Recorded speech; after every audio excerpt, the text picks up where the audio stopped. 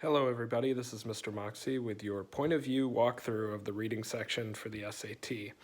What I want to do in this video is just really briefly walk through the brackets and stars method with you and hit on another couple of things, including the black hole method and also what to expect from the historical passage on the SAT. So let's just dive right in. This is going to be from Test 8, the official from the official SAT study guide, which if you have the slightly older version of the book, it starts on page 1144. If you have the brand spanking new version of the book, it starts on page 556. And I'll have those page numbers listed in the video notes as well, as some of the notes about what I'm going to talk about too. If you want to cut right to the notes and skip the video, that's fine. But I do want to give you one last chance to see what the brackets and stars and black hole method look like. Okay, so first, every time you flip open a reading passage on the SAT, like this one, you know, the first one's going to be fiction, and we're going to put our brackets and stars in place right off the bat. So I'm going to do a bracket symbol here. I notice that this question refers to the best evidence for the previous question, so I'm going to put a bracket symbol here as well. And I'm going to jump down to this one. I notice that's the same format of the question. I'm going to put a star symbol here and a star symbol here.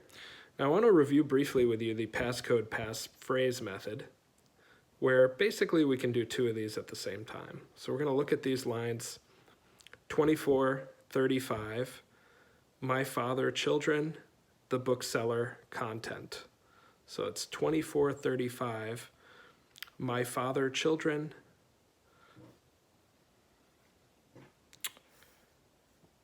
my father, and then the next one would be over on the other side of the page, children, and 35, the bookseller, content. The bookseller, content, or actually content in that case, in context. 37:59, he hardly hands that afternoon see it. He hardly, this one's all smushed right next to it. No problem. He hardly. Then the next one, hands. I'm just going to double check that this is the right hands right here.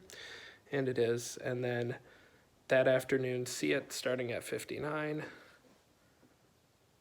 That afternoon, see it. Okay. And then we can jump to the next one. Which choice provides the best evidence for the answer to the previous question?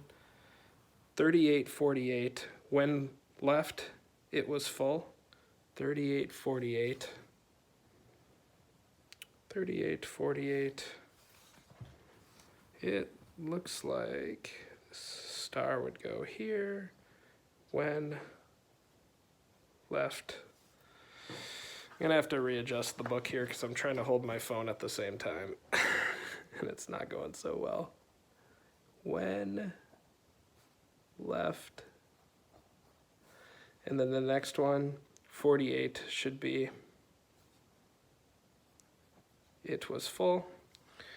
Finally, 52:66, I was them soon done. 52:66, I was them.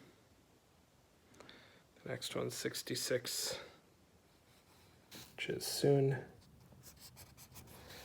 done. So if you're looking for something to quickly practice this week, you could even dive into this test 8 and just get in the flow right before the test of putting in your brackets and stars. Now, it took me a little bit longer to put those in because I'm actually looking at the page through what my camera is seeing on my phone, so it's going to take a little bit longer in that scenario, but you've seen me do it in class where I can put them in place a little bit more quickly than that. Okay, so next I want to talk about the black hole method, and we're just going to go ahead and flip, and we're going to look at number 8 here. You know that these vocab and context questions follow this pattern. As used in 44, wait most nearly means. So what I've been encouraging you all week to do is really to not even think about your previous associations with that word. Really just get rid of that word. Don't even think about that word, ignore it. And when we go into the passage, same thing. Just go ahead and go to that word.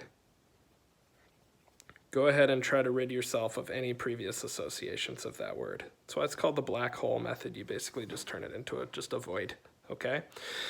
And now what we're going to do is read the sentence in the passage. It was time for me to leave. I would so, dragging my feet, a blank on my soul. If it had been up to me, I would have stayed there forever. So if you're talking about something on somebody's soul, and that the context you're looking for the word weight is something on their soul, you would think about something weighing down on your heart or soul, essentially. You would think about, trying to think of a word here that doesn't hit it right on the head, but quite frankly, my prediction would have been burden for this one. And burden is the answer. Hard to think for me to even think about something, but a bulk on someone's soul, a force on someone's soul, or clout on someone's soul, none of those work as something weighing down on your heart or soul, so burden's the best bet. Next thing I want to flip to is the passage that is the paired passage here. Same test, the paired passage. And this one is, I like to, whenever I see the historical one, you can tell it's historical based on these years here when you're reading the title and the author. So these passages are adapted from a Lincoln-Douglas debates. Passage 1 is a statement by Stephen Douglas. Passage 2 is a statement by Abraham Lincoln.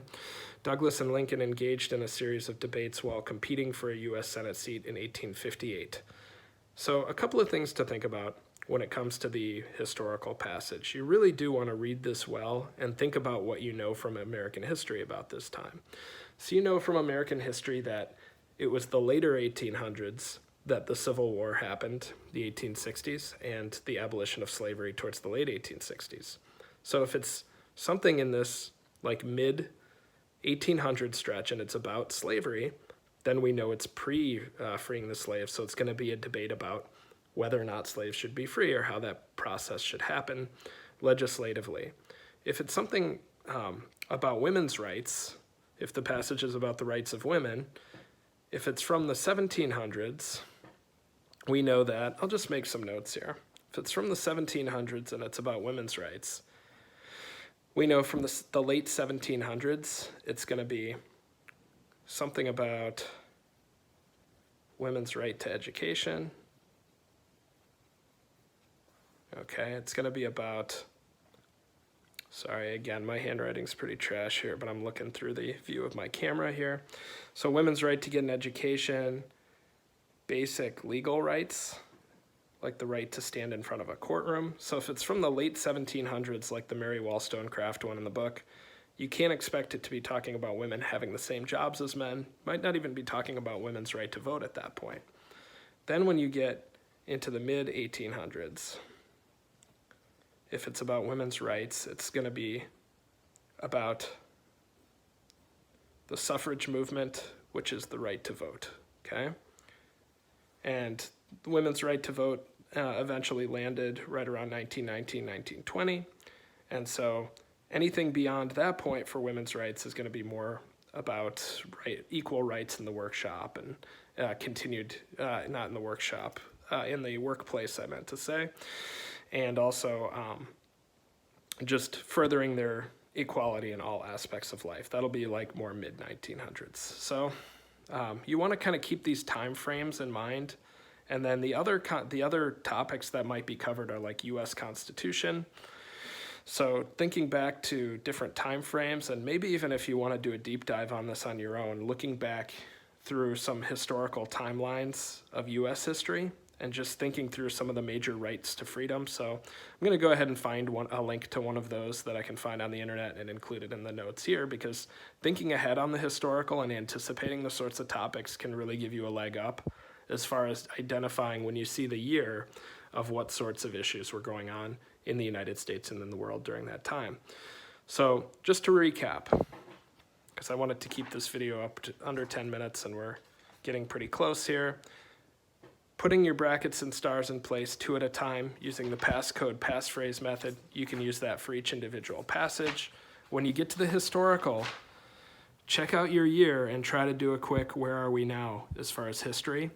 so that you're ready to handle that one, and just keep moving. Each of these passages should be 13 minutes, so really try to avoid getting bogged down at any point. If you don't completely understand everything, just keep moving through it. Maybe make a note to come back to the end if you have one. Try not to stay on each question too long, but keep moving through since you have to maintain that 13 minute per passage pace, assuming that you don't have time and a half on this test. Good luck. That's about it for the reading, and I'll have some discussions of the writing and language and the 2 math sections here momentarily. Thank you.